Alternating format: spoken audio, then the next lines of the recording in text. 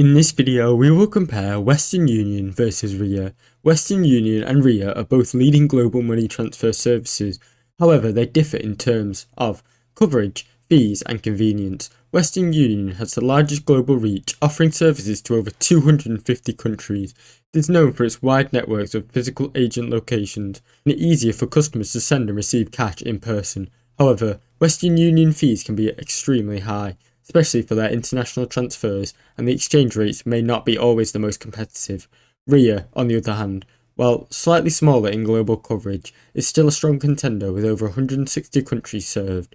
Ria offers a low fee, more favourable exchange rates than Western Union, making it a more attractive option for cost-conscious consumers. It's also a solid network of locations for cash pickups, though it may not be as extensive as Western Union. In summary, Western Union is ideal for those needing widespread access to quick transfers, while Ria tends to offer better values with lower fees and better exchange rates. Thanks for watching. Don't forget to like and subscribe.